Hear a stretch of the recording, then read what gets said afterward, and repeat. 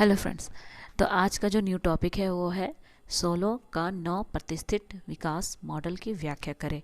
यह जो वीडियो मैंने बनाया है वो है आपका इकोनॉमिक डेवलपमेंट एंड ग्रोथ, जो सब्जेक्ट आपका है उससे संबंधित है।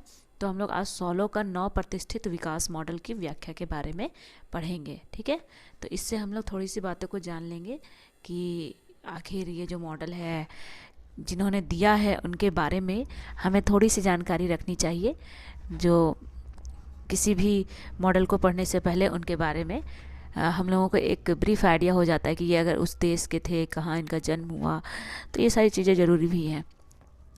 तो पहले इनका परिचय में है, जैसे कि मैं यहाँ पे मैंने लिखा है कि जन्म वर्ष, जो जन्म वर्ष है इनका तो कब था, तो इनका 23 अगस्त 1924 यानी कि 1924 में 23 अगस्त 1924 में इनका जन्म हुआ।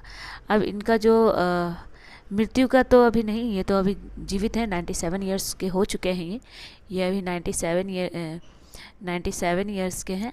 ठीक है, अब आते हैं कि इनका जो प्लेस है ये कहाँ पे इनका जन्म हुआ। तो इनका जन्म हुआ न्यूयॉर्क यूएस, यूनाइटेड स्टेट। तो याद रखिएगा इनका जो देश, जिस देश में जन्म लिए उनका उस देश का नाम है न्यूयॉर्क। अब है कि इनके बारे में हम लोग थोड़ा सा जान लेते हैं कि आखिर इन्होंने जो ग्रोथ मॉडल दिया है ये किस पर आधारित है। तो इनका जो मॉडल है वो हैरोल्ड डॉमर मॉडल पर आधारित है। ठीक है, याद रखिएगा हैरोल्ड डॉमर मॉडल पर ही आधारित है। और इन्होंने जो मॉडल दिया आखिर वो किस देश पे लागू होता है, ये भी ज़रूरी है कि किन देशों पर ये लागू होता है। तो ये उन्नत देशों के लिए है, उन्नत देशों पर लागू होता है। ठीक है, ये उन्नत देशों पर लागू होता है। अब है कि सोलो का जो विकास मॉडल है, जो ग्रोथ मॉडल है, आखिर उन्नत देशों में किस तरह से ये लागू हो सकता है। तो सतत आर्थिक विकास के रूप में, सतत आर्थिक विकास के रूप में इसको हम लोग उन्नत देशों में देख सकते हैं। ठीक है, यानी कि कंटिन्यूअस इकोनॉमिक डेवलपमेंट, कंटिन्यूअसली इस पर डेवलपमेंट होना है। तो ये जो मॉडल आखिर हैरोल्ड डॉमर मॉडल के ऊपर आधारित है। तो सोलो ने क्या किया, हैरोल्ड डॉमर मॉडल का एक विस्तृत विश्लेषण प्रस्तुत किया जो उनकी सीमाओं के बारे में बताता है। तो डॉक्टर R.M. सोलो ने अपने जो शोध लेके, यानी कि a contribution to the theory of economic growth, जो फरवरी 1956 में ये प्रकाशित हुई थी, फरवरी 1956 में, याद रखिएगा, a contribution to the theory of economic growth में उन्होंने ये स्पष्ट करके बताया है कि जो विकास की दर और जो हमारा डेवलपमेंट रेट है, विकास की दर, ठीक है, और जो प्राकृतिक दर है, इनके विरोध में एक कारण उत्पन्न होता है जो उत्पादन होता है उसके स्थिर अनुपात की दिशा के अधीन किया गया है, मतलब उसके अंदर किया गया है। तो विकास की दर और जो प्राकृतिक दर है, दोनों के अंदर एक अंतर उत्पन्न होता है जो उत्पादन पर असर डालता है। उसी के अंतर्गत इन्होंने अपना एक ग्रोथ मॉडल दिया है। अब है कि सोलो के अनुसार जो हैरोल्ड डॉमर मॉडल में जिस तरह से इन्होंने नाइफ एज का बात किया था, जिसको चाकू की धार वाले संतुलन की इसमें बात की गई थी, वो इस मान्यता पर आधारित है जैसे कि उत्पादन स्थिर अनुपात की दिशा में होता है। यह इनके अनुसार कि उत्पादन जो है वो स्थिर अनुपात में होता है और उत्पादन में श्रम की पूंजी के बदले प्रतिस्थापित करने की कोई संभावना इसमें नहीं होती है। ऐसा हैरोल्ड डॉमर में किया गया था।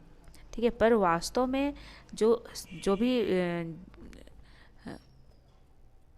स्थिर साधन हैं उनके अनुपात की मान्यता अवास्तविक है, यानी कि जो भी उत्पादन के साधन है वो जो स्थिर साधनों के स्थिर अनुपात की मान्यता अवास्तविक होती है, जो पूर्ण रूप से सत्य नहीं होती है। क्योंकि आप रियल में किसी भी कंट्री के साधनों को अगर एक दूसरे के जगह पे आप प्रतिस्थापित करते हैं, ऐसा माना जाता है। सोलो ने कहा है कि विश्व में जितने भी उत्पादन के साधन है उसको हम लोग एक स्थान से एक दूसरे के स्थान पे प्रतिस्थापित कर सकते हैं।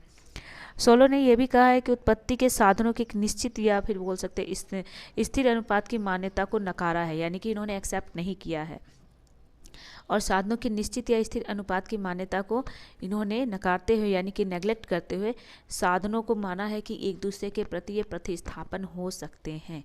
ये सोलो का मॉडल का मेन बेसिक पॉइंट है कि जो उत्पादन के साधन है एक दूसरे के साथ क्या हो सकते हैं, प्रतिस्थापित हो सकते हैं। अब देखते हैं ये ग्रोथ मॉडल की कुछ धारणाएं हैं जिस पे यह आधारित है। तो इसके कुछ एजम्पशंस हैं, थोड़ा हम लोग जान लेते हैं। पहला है कि यह सम्मिश्रित वस्तु का उत्पादन करता है। सोलो के अनुसार किसी भी अर्थव्यवस्था में याद रखिएगा कि वस्तु का जो उत्पादन होता है वह मिश्रित या संयुक्त रूप से होता है, किसी एक वस्तु का उत्पादन नहीं होता है। उसके बाद है दूसरा कि शुद्ध उत्पादन की जो प्राप्ति होती है, यहाँ प्राप्ति होती है, प्राप्ति, ठीक है, शुद्ध उत्पादन की प्राप्ति होती है।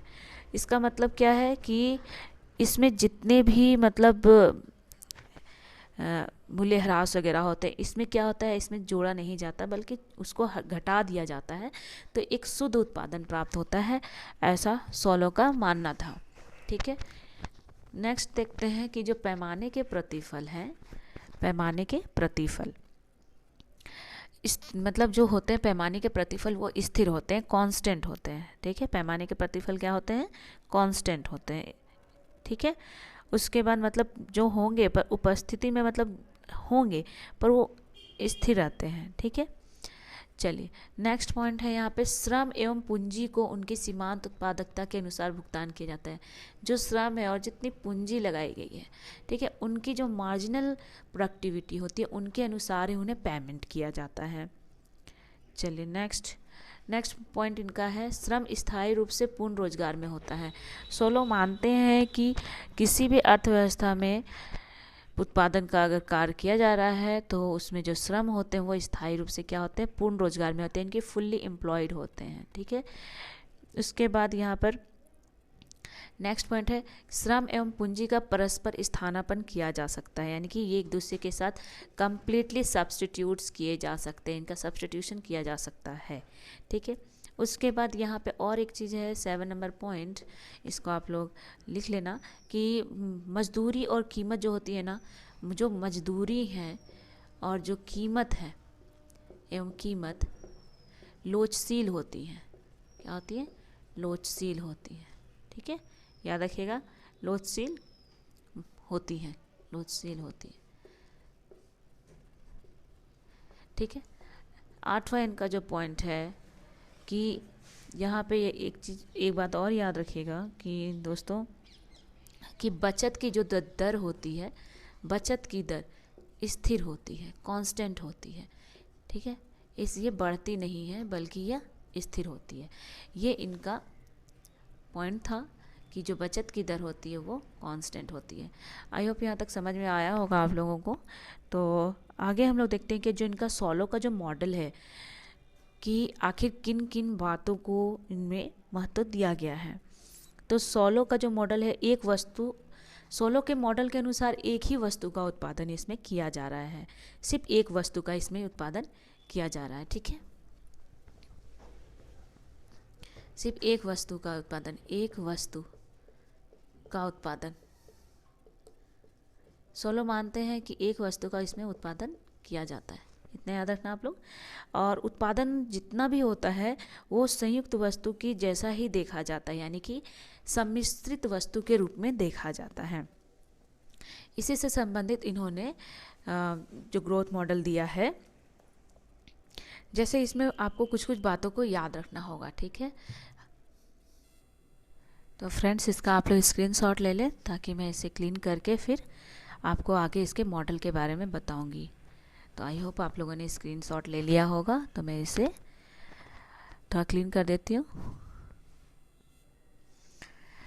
तो आप यहाँ पे देख सकते हो कि यहाँ पे सोलो का जो विकास मॉडल है उससे संबंधित कुछ महत्वपूर्ण बिंदु हैं जिसे आपको लिखना होगा, याद भी करना होगा ताकि इस मॉडल को आसानी से आप समझ सकें।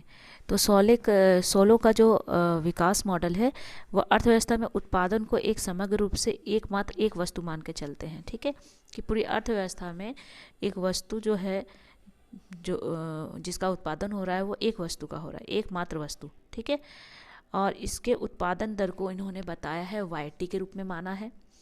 उसके बाद जो समुदाय की वाईटी क्या है कि के रूप में व्यक्त किया है, जो कि एक समुदाय की वास्तविक आय को स्पष्ट करता है। ठीक है, वास्तविक आय का जो कुछ भाग हम लोग, जैसे जो हम लोग अपना इनकम, जो हमारी इनकम होती है उसका कुछ भाग हम लोग क्या करते हैं, कंजप्शन कर लेते हैं, उपभोग कर लेते हैं, कंज्यूम कर लेते हैं, तो फिर कुछ शेष भाग बच जाता है, और जो बच जाता है उसको हम लोग क्या करते हैं, विनियोजित करते हैं, इन्वेस्टमेंट कर देते हैं।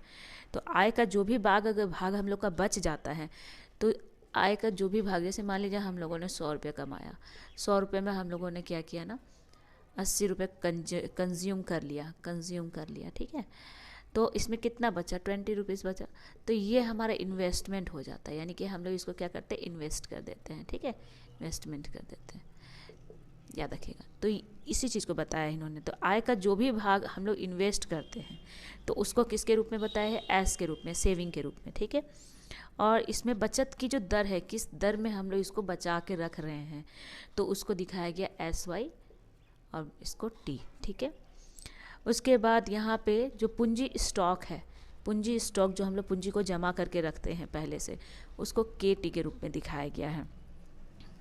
उसके बाद यहाँ आगे और है कि हम लोग देख सकते हैं कि जो पूंजी का जो वृद्धि दर है उसमें जो शुद्ध विनियोग किए, यानी कि जो हमारे पास पूंजी था, कैपिटल था, उसमें जो हम लोग विनियोग किए हैं उसको हम लोग किससे दिखा रहे हैं, के से दिखा रहे हैं। तो सोलो का जो मॉडल है, ग्रोथ मॉडल, ये सारे पॉइंट्स बहुत ही इम्पॉर्टेंट हैं। ठीक है, ये सारे पॉइंट्स क्या हैं, इम्पॉर्टेंट हैं। इसको आप प्लीज़ स्क्रीनशॉट ले लें या फिर लिख लें। ठीक है, ताकि आपका एक अच्छा सा नोट्स बन जाए और आपको समझ में भी आएगा। ठीक है, अब आगे देखते हैं कि जो सोलो का जो मॉडल है, जैसे कि यहाँ पे K = SY, ये हम लोग पहला समीकरण मानते हैं। इनके अनुसार जो हमारा विनियोग होता है वो हमारे बचत की दर के बराबर होता है, बचत के बराबर होता है, याद रखिएगा। ठीक है, यानी कि K = SY क्यों होता है, क्योंकि जो उत्पादन जब आरंभ होती है ना, तो उसमें पूंजी और श्रम से ही होता है उत्पादन, और उसमें टेक्नोलॉजी की जो भी पॉसिबिलिटीज़ होती हैं जो प्रोडक्शन फंक्शन के द्वारा इस मतलब सामने प्रस्तुत किया जाता है। ठीक है, यानी कि उत्पादन का जो प्रारंभ होता है पूंजी और श्रम से होता है, और जितनी भी टेक्नोलॉजी यानी कि प्रौद्योगिकी की जो भी संभावनाएं होती हैं वो प्रोडक्शन फंक्शन के द्वारा होता है। तो ये एक आपके पास इक्वेशन हो गया। फिर इसको हम लोग क्या करते हैं कि y = हम लोग लिख सकते हैं F = K2 and L। यहाँ पे y is the function of K2 and L। K क्या है यहाँ पे, यहाँ पर आपका जो K है ना, जो कैपिटल है, और L जो है वो लेबर है। ठीक है, यहाँ L मतलब लेबर, यानी कि L = लेबर यानी कि मजदूर। ठीक है, मजदूर, याद रखिएगा। चलिए, ये इक्वेशन 2 हो गया। अब यहाँ पे हम लोग आगे देखते हैं कि जब इक्वेशन 1 और 2 हमें मिल चुका है तो आगे क्या करना है। तो इक्वेशन जो 2 है उसको हम लोग क्या करेंगे, इक्वेशन 1 में हम लोग मर्ज कर देंगे, मिला देंगे। ठीक है, हम लोग क्या करेंगे, मर्ज कर देंगे। तो फिर क्या होगा, यहाँ पे देखिए ये जो y है और यहाँ y है, यानी कि K = क्या करेंगे हम लोग, S, यानी कि ये जो y है, ये y का जो वैल्यू है हम लोग SY जो लिए थे यहाँ पे इसका वैल्यू को पुट कर देंगे, तो क्या मिलेगा हमें, ये मिलेगा। ठीक है, तो ये हो गया आपका इक्वेशन नंबर 3। आई होप समझ में आ रहा होगा। हम लोगों ने इक्वेशन नंबर 1 का जो इक्वेशन नंबर 1 में y का वैल्यू को पुट कर दिया। ठीक है, y का वैल्यू को किस में पुट कर दिया, इक्वेशन नंबर 1 में। Putting the value of y in equation 1। ठीक है, हम लोग इक्वेशन में पुट कर दिया। इतना समझ में आ गया, लिखने की ज़रूरत तो है नहीं। चलिए, अब आगे देखते हैं कि जो इक्वेशन हमें 3 मिला है उसमें L जो है वो क्या बता रहा है। ये L जो बता रहा है ना, टोटल कुल रोजगार को बता रहा है। ठीक है, जैसा कि सोलो का मॉडल में मैंने बताया था कि जो लेबर होंगे वो पूर्ण रोजगार में होंगे। ठीक है, तो कुल रोजगार को यहाँ पे यह स्पष्ट कर रहा है, क्योंकि बाहर से जो भी जनसंख्या में वृद्धि होगी वो हम लोगों का एक लेबर पावर के रूप में होगा, और वो एक रिलेटिव रेट में यानी कि सापेक्ष दर में वो बढ़ती जाएगी। ठीक है, तो इसलिए यहाँ पे इन्होंने जो कहा है कि जो LT होगा वो क्या होगा, लॉयंट होगा। ठीक है, लॉयंट इन्होंने माना है, इसको ऑप्शन नंबर 4 माना इन्होंने। तो यहाँ पे हम लोग समझ लेते हैं कि लॉयंट का मतलब क्या है। देखिए, सोलो मानते हैं कि जो भी टेक्नोलॉजी इफ़ेक्ट हो रहा है प्रोडक्शन में, उसका जो टेक्नोलॉजी प्रोग्रेस के कारण जो भी इफ़ेक्ट पड़ रहा है उसकी वृद्धि, यानी कि हैरोल्ड ने क्या किया था, एन यानी कि एन के कमी के कारण, यानी कि टेक्नोलॉजी प्रोग्रेस में कमी के कारण एन हैरोल्ड की वृद्धि की प्राकृतिक दर है, यानी कि नेचुरल, ये प्राकृतिक दर है, याद रखिएगा, प्राकृतिक दर को दिखाता है एन। और ई जो है, ई वो आपको श्रम की पूर्ति को दिखाता है। जो है ई मैंने लिया है ई, ये क्या है, श्रम की पूर्ति को बताता है, श्रम की पूर्ति। आई होप समझ में आ रहा होगा आप लोगों को। ठीक है, तो आगे हम लोग देखते हैं। तो अब हम लोग जैसे कि यहाँ पे दिया हुआ है समीकरण, यानी कि इक्वेशन 4 में, कि हम लोग जो ओ लिया हुआ है यानी कि उस भाग के समय से संबंधित है, यानी कि अवधि ओ से अधिक टी तक श्रम शक्ति की जो वृद्धि चक्रवृद्धि दर से जो बढ़ रही है उसके बारे में ये बताया गया है, ये समय। ठीक है, ये समय को बताया गया, यानी कि जो भाग अवधि से, यानी कि ओ समय को बता रहा है यहाँ पे। ठीक, तो आगे देखते हैं। अब बाकी तो टी के बारे में आप लोगों को पता ही है। तो समीकरण और 3 और 4 को अब हम लोग मिलाते हैं। अब ये 3 और 4 को हम लोग देखते हैं। ठीक है, हम लोग 3 और 4 को अगर मिलाएंगे तो क्या मिलेगा हमें। तो यहाँ पे देखिए LT है। ठीक है, तो अब 3 और 4 को अगर हम लोग मिला दें तो हम लोगों को एक फॉर्मूला मिलेगा, वो होगा K = SF। ठीक है, K, अब L के जगह आप लोग लॉयंट रख देते हैं, LOENT। ठीक है, हम लोग इसको रख देते हैं। तो ये इक्वेशन 5 हमें मिल गया। तो सोलो मानते हैं कि ये जो हमें लास्ट में जो इक्वेशन मिला है यही उनके ग्रोथ मॉडल का समीकरण के रूप में वो मानते हैं कि यही सही है, और इसी के आधार पे किसी भी उन्नत देशों में क्या कर सकते हैं, हम लोग उसका विकास कर सकते हैं। ठीक है, तो उनका कहना है कि पूंजी संचय को उस समय तक निर्धारित करता है, यानी कि पूंजी संचय उस समय को निर्धारित करता है जिसका अनुसरण उस समय करना बहुत आवश्यक हो जाता है, और जब समस्त उपलब्ध श्रम को रोजगार में लगाना हो तब। और यह समुदाय के पूंजी स्टॉक की मतलब टाइम प्रोफाइल को भी प्रदान करता है, जो प्राप्त श्रम के पूर्ण रूप में रोजगार लगा देती है। देखिए, और एक चीज़ है कि अगर सोलो ने जो ये मॉडल दिया है तो समय के किसी भी निश्चित समय में, कोई भी निश्चित टाइम पर, क्षण पर जो भी श्रम पूर्ति हमें प्राप्त हो रही है, ठीक है, ये याद रखिएगा, तो पूंजी का स्टॉक भी हमें उसी सामग्री पर प्राप्त होगा, हमें स्टॉक भी उसी समय पर प्राप्त होगा, क्योंकि साधन के जितने भी वास्तविक प्रतिफल है, स्वयं श्रम हो चाहे पूंजी हो, वो पूर्ण रोजगार में पहले ही समायोजन करेगा। ठीक है, और जो भी उत्पादन की जो प्रचलित दर है, यानी कि जो अभी मार्केट में रेट चल रहा है उत्पादन का, उसको ज्ञात करने के लिए हम लोग क्या करते हैं, इक्वेशन 2 का हम लोग यूज़ करेंगे। ठीक है, अब है कि बचत प्रवृत्ति से हमें इस बात का भी जानकारी मिलती है कि शुद्ध उत्पादन का कितना भाग हम लोग बचा सकते हैं और कितना भाग हम लोग नियोजित कर सकते हैं। अब है कि चालू अवधि में जो अभी करंट ईयर चल रहा है सोलो के अनुसार, कि जिस करंट ईयर की बात कर रहे हैं वो, तो उस दौरान मान लीजिए कि ये जो मॉडल है 2021 में चल रहा है, ठीक है, और किसी उन्नत देशों में लागू किया गया है, तो मतलब करंट ईयर में पूंजी का शुद्ध संचय कर लेते हैं, यानी कि हम लोग क्या करते हैं ना कि जो हमारे पास पूंजी है उसका शुद्ध संचय यानी कि उसको स्टॉक कर लेते हैं और इसे पूंजी के पूरे संचित स्टॉक में जोड़ देते हैं। तो हम लोगों ने क्या किया, पहले जो पैसा बचाया और अभी जो हमारे पास पैसे हैं दोनों को ऐड कर लेते हैं। ठीक है, दोनों को हम लोग क्या करेंगे, ऐड कर लेंगे। आगे हम लोग देखते हैं कि